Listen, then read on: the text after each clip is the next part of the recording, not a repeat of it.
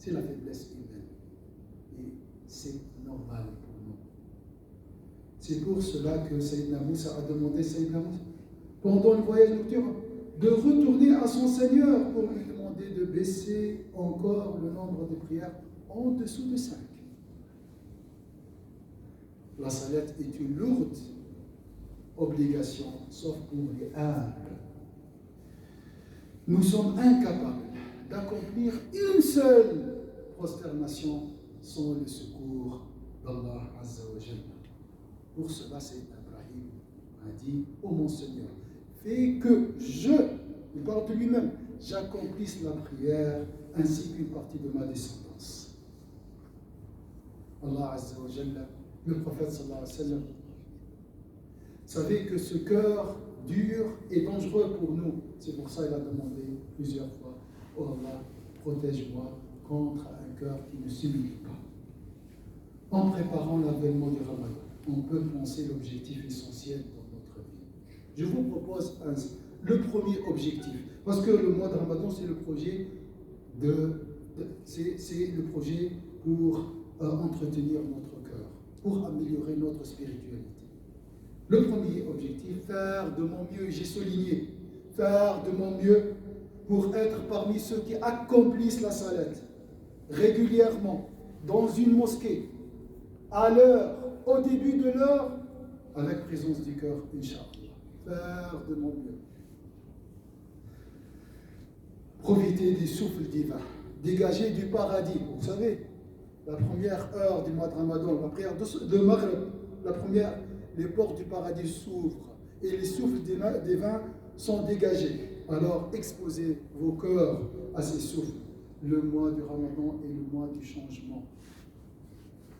Le mois du Ramadan est un ascenseur.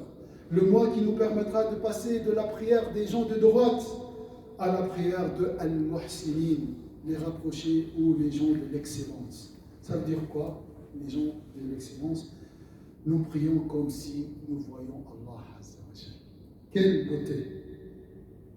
C'est une prière qui nous rapproche de la présence seigneuriale. Allah Azza wa Jalla dit: mais prosterne-toi et rapproche-toi. Tu te rapproches de quoi? Tu te rapproches et t'aimes davantage Allah Azza wa Jalla. Et t'aimeras Allah davantage. Et tu goûteras la jouissance de la proximité. Et cette jouissance t'incitera à te rapprocher davantage. Et c'est un voyage sans fin. Cette proximité du paradis d'Allah Azza wa Jalla est physique. Dans le hadith de l'éclipse, le prophète sallallahu alayhi wa sallam a vu dans la prière le paradis et il a même fait un pas vers lui. La prière est une parcelle du paradis. Elle n'appartient pas à la vie d'ici-bas. Comme le jardin paradisiaque à Médine n'appartient pas à la vie d'ici-bas. Elle est la porte du paradis. Inch'Allah, pendant ce mois béni, nous nous levons à la prière sans paresse. Car la paresse et la négligence dans l'accomplissement de la prière sont les conséquences. C'est comme une alarme, la conséquence de la domination des passions. Notre slogan pendant ce mois béni: soyez assidus aux prières, aux salades. Notre slogan pendant ce mois béni: accomplissez la salade, car la salade demeure pour les croyants une prescription à des temps déterminés. Et croyez-moi, mes chères sœurs, mes chers frères et mes chers jeunes, le seul vrai repos, le seul vrai repos recherché par tout le monde sur cette terre, on ne le trouve que dans la prière. Le prophète sallallahu alayhi wa sallam dit à Bilal: ô Bilal, procure-nous de la tranquillité avec la salette. Les compagnons, il a dit aussi la prière et la fraîcheur de les yeux. Les compagnons ainsi que les prédécesseurs du prophète sallallahu alayhi wa sallam ont goûté à la jouissance de cette prière. Urwa ibn Zubayr, c'est un grand tabi'i.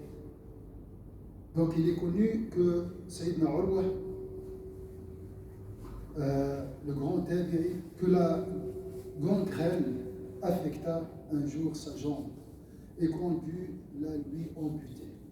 Les médecins lui proposèrent une boisson enivrante afin de pouvoir limiter la douleur, ce qu'il refusa.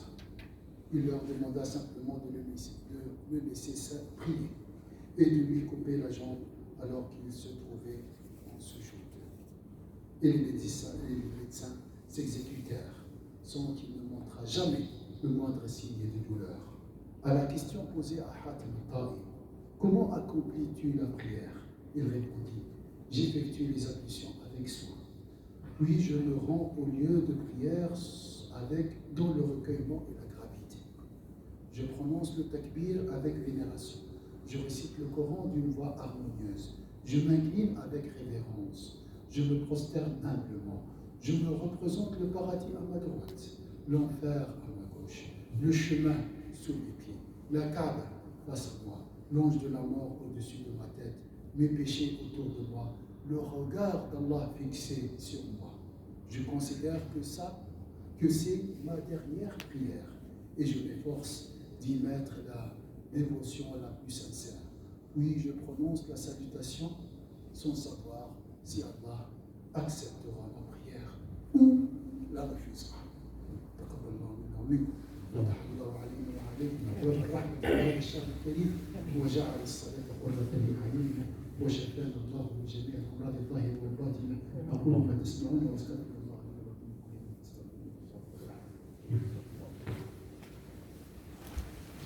الله أكبر الله أكبر أشهد أن لا إله إلا الله أشهد أن محمدا رسول الله حي على الصلاة حي على الفلاح قد قامت الصلاة قد قامت الصلاة الله أكبر لا إله إلا الله